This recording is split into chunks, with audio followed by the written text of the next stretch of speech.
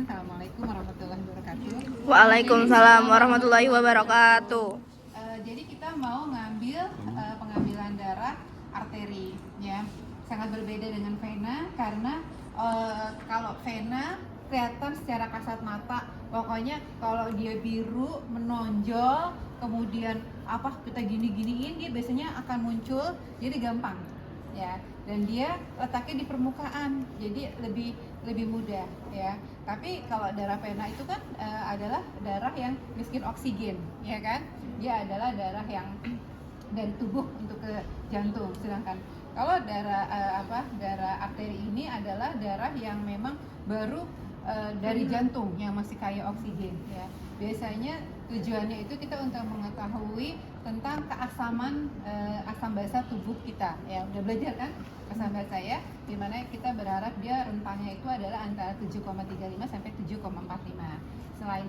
Selain keasamannya, kita mau lihat lagi kadar oksigennya, ya, kadar karbon dioksidanya, ya, dan kadar pignatnya, ya, HCO3- itu yang mau kita lihat, ya.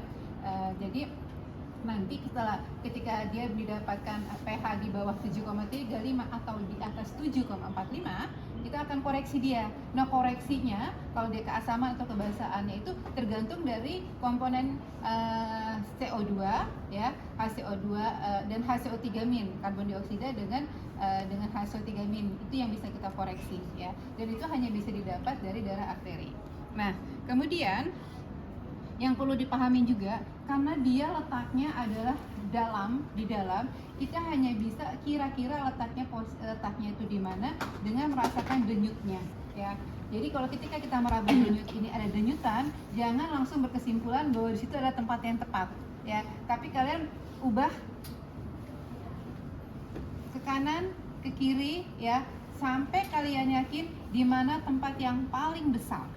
Itulah lokasinya, denyutannya, paling besar denyutannya, gitu, ya.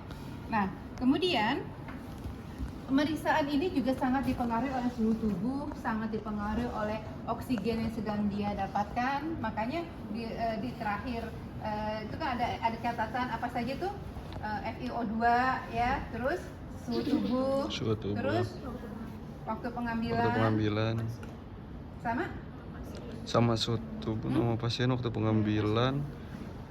Ya, berarti kan suhu tubuh sama dia sedang dapat terapi oksigen, ya. Nah, itu kenapa? Karena itu memang yang mempengaruhi salah satunya kalau misalkan gitu, ya, dia suhunya lebih tinggi, itu bisa mempengaruhi asam basaannya, atau dia sedang mendapat terapi oksigen juga mempengaruhi kadar oksigennya. Itu mesti dicatat, ya.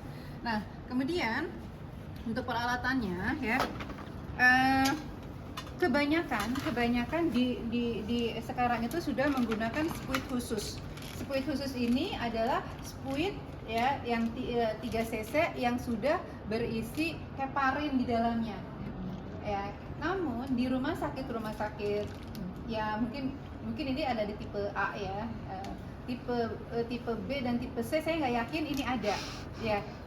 Kalau ini nggak ada, maka kita akan menggunakan spuit biasa yang 3 cc, kemudian memang heparin, ya. Jadi untuk mencegah koagulasi, untuk mencegah penggumpalan, ya. Jadi nanti saya akan memperagakan 2, ya. Jika kalian nanti menemukan di klinik hanya masih menggunakan yang manual seperti ini, ya, berarti kalian harus bisa, ya. Tapi alhamdulillah kalau sudah dapat yang seperti ini, yang nggak perlu dioper, yang nggak perlu lagi ngambil heparin, gitu, ya.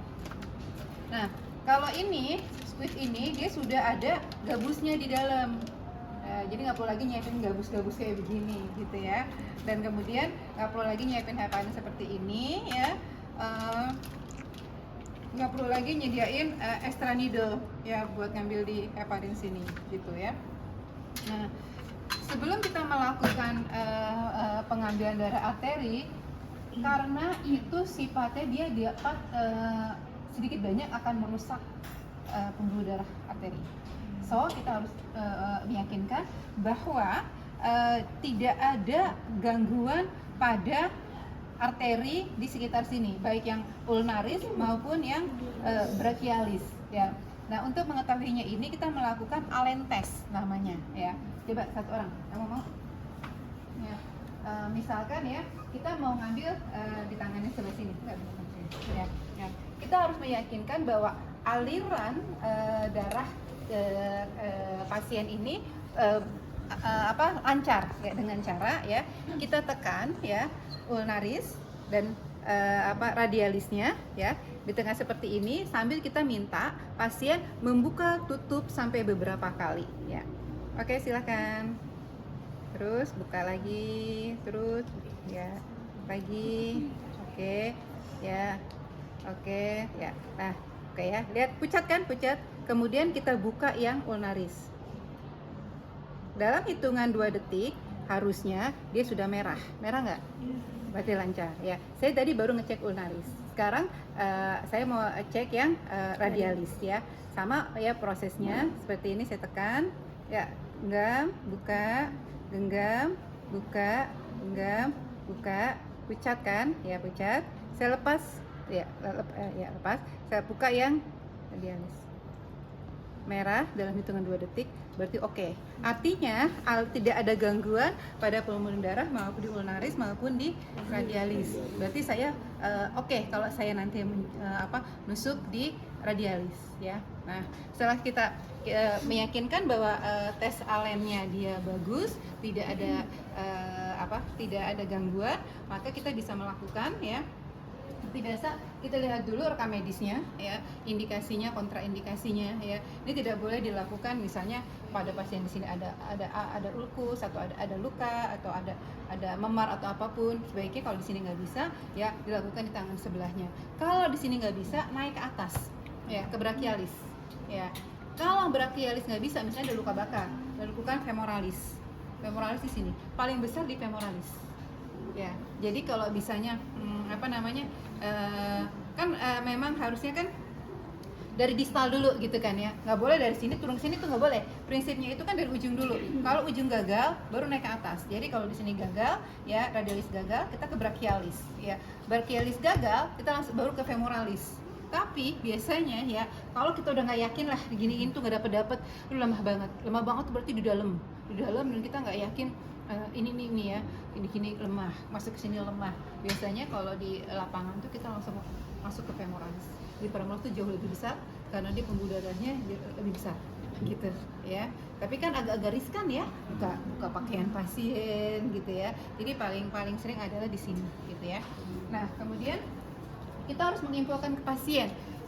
Tapi gini, menginfokan bahwa ini akan sakit, supaya dia nggak sakit jangan narik, tapi juga jangan bikin serem, jangan belum ditusuk dia udah teriak duluan jadinya gitu ya. Jadi selamat pagi Tuan A, nggak boleh, bapak namanya siapa gitu ya, nggak boleh ya. Ya, selamat pagi Tuan A, sambil kita ngeliat gelangnya gitu ya, sesuai dengan tadi sudah diinfokan ya Pak ya, bahwa kalau kita menginfokan kita kasih tahu bahwa Bapak, saya akan mengambil darah arteri Bapak. Ini agak beda dengan yang biasanya dilakukan ya Pak. Kalau yang sebelumnya itu yang diambil darahnya tuh vena gitu. Dia harus tahu, karena jangan sampai dia ntar mikirnya gini, kalau yang ngambil suster yang dulu tuh nggak sakit, kalau giliran suster yang ini sakit gitu kan. Padahal dua hal yang berbeda gitu ya. Kalau ini arteri, nah arteri itu Pak, ini kita ambil darah yang berasal langsung dari pompa jantung. Kita pakai bahasa yang bisa dia pahami, beli pompa jantung ya. Jadi kita ingin melihat nanti kondisi oksigen Bapak. Nggak usah ngomong asam basa, dia nggak akan ngerti gitu ya.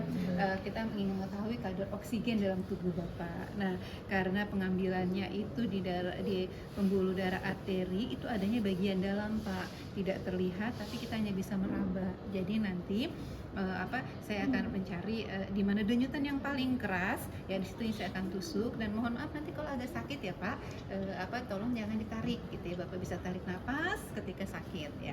Udah, kemudian kita siapkan alat, kita meyakinkan ya pakai handscoon. Semua tindakan inovasif harus pakai handscoon tanpa alasan ya. Walaupun kerugian pakai handscoon adalah kita jadi kurang sensitif ya. Ketika kita ngeraba nih pakai jari gini sama tangan kosong, kita jauh lebih bisa merasakan ini ya. Tapi kita nggak berani nanggung risiko ya, karena kita nggak pernah tahu pasien itu tercemar apa enggak gitu ya. Bukan rahasia umum lagi bahwa ya paling tidak tuh hepatitis, kalau HIV mungkin ini, tapi hepatitis tuh sekarang tuh udah udah banyak banget kejadiannya gitu ya. Yang perlu disiapkan adalah kapas alkohol ya. Kapas alkohol swabnya nanti agak lebar aja karena kita nanti biasanya karena kan akan megangnya itu agak ini gitu ya, agak lebar ya. Kemudian squid.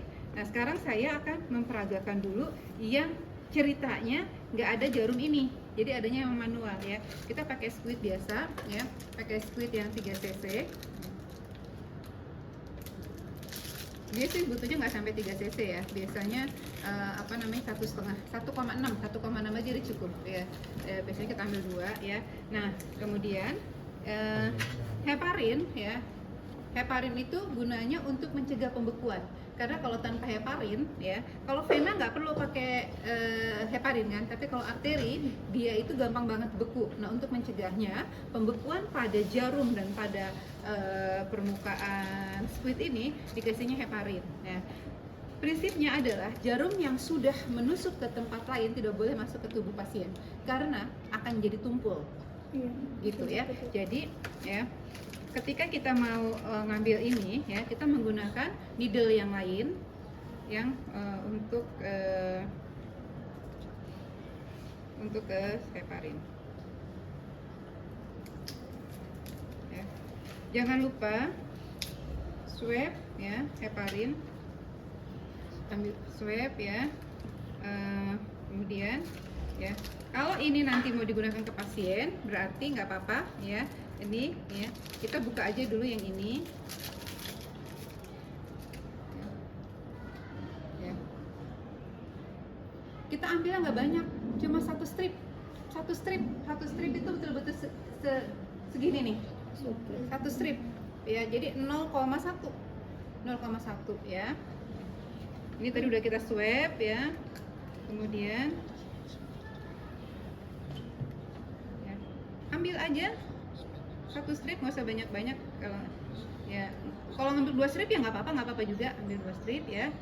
Tarik sampai habis, tarik ke sini sampai P3, dorong lagi sampai habis. Keluar dong Bu, iya keluar. Dia jadi hanya untuk melapisi supaya tidak terjadi pembekuan, gitu ya. Jadi ditarik sampai ini, kemudian ya buang aja. Ini nggak akan kebuang semua, karena apa? Pasti dia masih nempel di permukaan sini sampai di jarumnya, gitu kan? Ya kan? Udah, kemudian ya tutup lagi. Ingat setiap tutup nggak boleh begini, kalau tremor segala macam itu sangat berisiko ya. Diam lagi kamu. Ya, baru kayak gini. Nah, ganti. Kan udah tusuk ke sini ya. Gunakan yang baru. Yang lupa selalu kuncinya ya. Kemudian ya,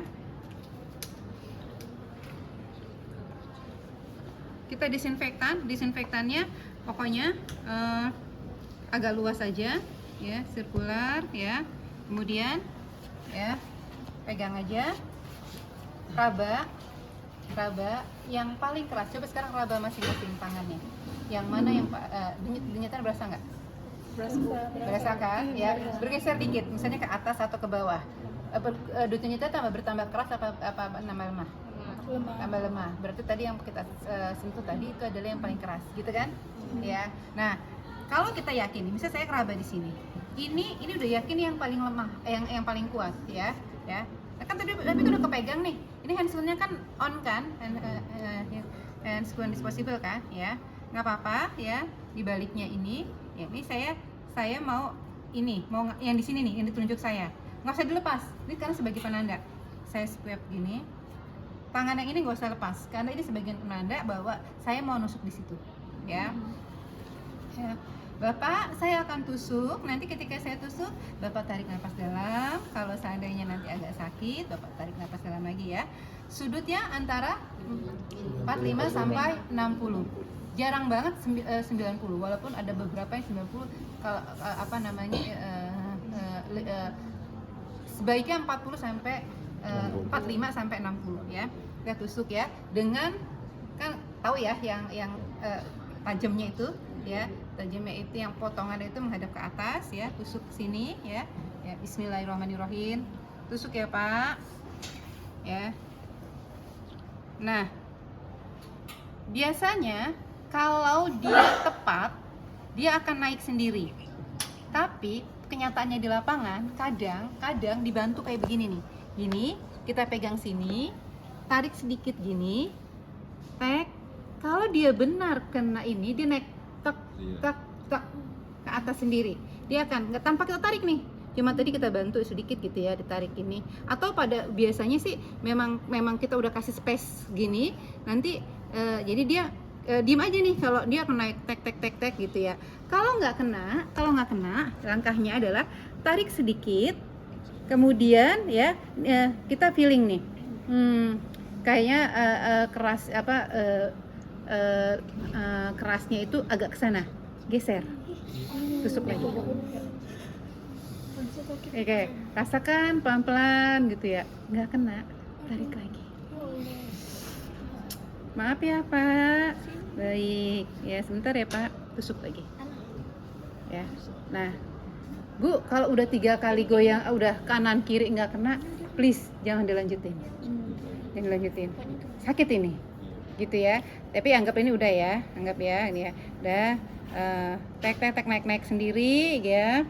Baik ya. Alhamdulillah sudah ya Pak gitu ya. Jadi masuknya tuh sekitar 3/4 jarumnya. Jadi tergantung dari besarnya lengan ya. Kalau dia semakin besar bisa semakin dalam ya. Tapi kalau orangnya tipis, kurus, jangan sampai misalnya jangan sampai juga begini, karena kalau sini bisa jadi udah di bawah arteri gitu ya. Nah ya. Dan terus jangan lupa ditekan. Ini kalau kita cuma gini doang, kita lepas, ini ngucur nih. Ya, udah ya. Nah, terus jangan lupa nggak ada plasternya ya. Jangan lupa ya. Wajib hukumnya di plaster. Karena kalau cuma sebelum pasti tekan dulu, ditekan gitu ya. Alhamdulillah Pak udah kena ya Pak ya. Gimana tadi? Ya lumayan suster sakit iya, karena memang itu ya Pak tadi memang kalau ngambilnya agak di dalam sambil ngobrol sambil kita neken gitu ya. Udah gitu baru deh ya. Ya, udah gitu ya. Nah, ini untuk misalnya udah ketarik sini ya. Kita yakinkan dia untuk heparin tadi itu memang melapisi gitu ya, seperti ini. Nah kemudian ini kan dia nggak boleh terkena udara, dia nggak boleh kena suhu ruang, dia harus dingin ya. Nah kalau dia nggak ini pakai gabus. Jadi kalau di sini kan udah ada gabusnya, kalau ini tadinya Busa nyetingnya ini adalah es batu. Nih, saya minta satu lah, anggap aja ini adalah gabus ya. Ini gabus, nah ini es batu. Nah, pada rumah sakit yang masih tradisional lah ya. Nah, ini kemudian ditusukin ke sini. Kenapa Bu nggak pakai ini? Untuk mencegah udara masuk. Kok dikit banget Bu? Wah itu pengaruhnya sih. Nah, ini kemudian ditaruh di wadah bersama es batu. Ini dikirim ke laboratorium. Gitu. Ini yang tradisional nih. Kalau pada rumah sakit yang sudah besar ya, itu dia pernah lihat nggak ada tabung di sini? Iya, Bu. Ya, kita tinggal masukin langsung dikirim gitu ke laboratorium. Tapi kalau yang manual, ya betul-betul di bawah nih. Ini pakai gabus, ini es batu, ada wadahnya, kita bawa ke laboratorium. Gitu, ya. Nah, kalau tadi jadi berdasarkan pengalaman di video kan nggak pernah ada ya ketika nusukan pertama kali dikasih selak segini gitu, enggak kan ya. Tapi pada pengalaman biasanya itu kita memang ngasih selak segini itu lebih memudahkan dia untuk naik, dorongannya nggak ini. Nah sekarang diserang dulu ya. Nah kalau yang ini nih, yang ini squid emang udah khusus untuk ya, udah saya kontak sama itu di ini lagi. Ya, dia posisinya udah begini, udah segini. Enggak kalian Jadi nggak, ini isinya udah ada heparin ya, jadi nggak perlu tasik lagi. Cuma kalau kalian mau ini giniin aja ya, maksudnya untuk meyakinkan bahwa dia terlumas sampai ke atas. Tapi kita biasanya cuma sampai 1,6 nih, kita kasih segini 1,5 tambah 1 strip ya. Nah dia itu sudah ada gabusnya, ini gabusnya udah ada gabusnya. Nah di video kemarin lihat nggak, dia ditutup pakai ini ya. Ya jadi apa namanya, langsung begini kan, gitu kan ya. Jadi sebenarnya pakai tutup ini pun nggak masalah karena udah sudah akan menutup, nggak ada oksigen yang masuk gitu ya. Tapi seandainya kita mau pakai ini ya, ini apa namanya, masukinnya ke sini gitu ya. Kalau saya sih lebih apa namanya, lebih senangnya sih kita tutup aja, terus diganti pakai ini ya. Nah mekanismenya sama, cuma bedanya nggak pakai tarik-tarikan heparin aja ya, cuma sama mekanismenya gitu ya.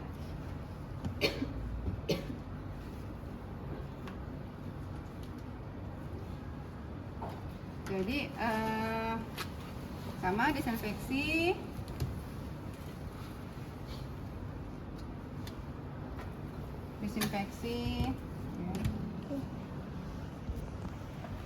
raba, rasakan.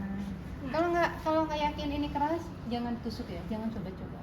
Kayaknya lemah banget ya, cek aja ke atas. Wah lebih lemah lagi gitu ya, naik turun ke bawah gitu loh. Jadi nggak buru-buru. Femoralis tuh terakhir lah.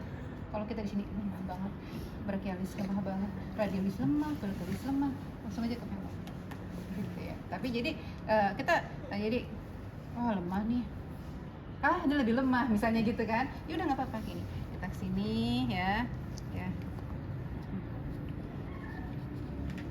Ya tadi ini sudah posisi 1,6 ya, tambah lagi. Oke, tusuk ya Pak, bismillahirrahmanirrahim ya. Kalau udah bener ya, tak narik sendiri ya. Dah kitanya kalaupun enggak ya tarik lagi. Ini jadi setiap narik nusuk tuh sakit gitu ya. Tapi ya alhamdulillah saya belum pernah, jangan sampai ya. Skin test aja udah sakit kan, pernah nyoba skin test kan. Nah itu yang sama lah gitu ya, sakitnya kayak gitu karena kalau cuma sekali tusuk tusuk nggak terlalu sakit. Cuma kalau ketika ditarik pindah posisi itu tuh yang sakit. Itu makanya ya Mbak Im, saya nggak berani ya, karena jam terbang saya ya, mungkin kalau saya perawat IGD yang istilahnya sambil merem gitu ya, mungkin saya berani, tapi karena saya udah lama nggak pada ini, saya nggak berani gitu ya. Dan kalau kalian mau coba antar kalian, saya sih nggak recommended ya. Saya nggak recommended gitu, karena kalau ini juga kan akan menimbulkan kerusakan pada pembuluh darah arteri kan gitu ya. Cuma kalau mau nyoba ya sepertinya ya jangan. Saya khawatir nanti kalian jadi apa-apa. Begitu teman-teman, udah gitu langsung dokumentasikan ya tadi yang di format itu, apakah dia bagaimana suhunya, bagaimana dia menggunakan trap oksigen atau tidak ya. Selesai. Ada pertanyaan? Itu pengambilan darahnya itu biasanya berapa mili? 3 mili. 3 mili. Hmm. Berarti 3 cc itu full? Iya, sampai full. Berarti main mana ya? Lama gitu. Enggak juga sih, kok nariknya cepet. Naik sendiri ya, Bu, ya? Arteri naiknya cepet tok. Makanya kan kalau kita misalnya orang bunuh diri kan di sini kan mancurnya gitu kan. Jadi kalau dia Kalau penetrasi harus ditarik sendiri. makanya kalau bunuh diri tuh dia mesti ngerti anatominya dulu gitu ya. Kalau dia di sini tahu anatominya dulu. enggak kalau pena yang ini kan cuma darah tuh cuma ngerembes, tapi kalau arteri itu memancar. Ser gitu betul. Orang sampai squid itu aja bisa sampai kedorong, dia tak. Wow. Ya, Gitu ya? idealnya 3 cc ya. Tapi pernah saya waktu itu dapat 2 cc ya. Udah nggak naik lagi. Terus saya bawa ke laboratorium, kata laboratoriumnya cukup Mas ini apa saya nggak bisa dia nggak naik lagi kayaknya lepas. Jadi ketika saya tusuk itu naik kan sampai 2 tapi terus nggak naik lagi. Kayaknya mungkin karena saya grogi gitu ya, ketarik jarum, lepas kan dari arteri, nggak naik lagi. Terus kata orang lainnya nggak apa-apa Bu, cukup. Ya, tapi untuk jaga-jaganya sih 3 cc gitu ya. Tapi kalau tapi 2 cc ternyata juga cukup. Gitu. Yuk sekarang silakan demonstrasi, siapa yang mau?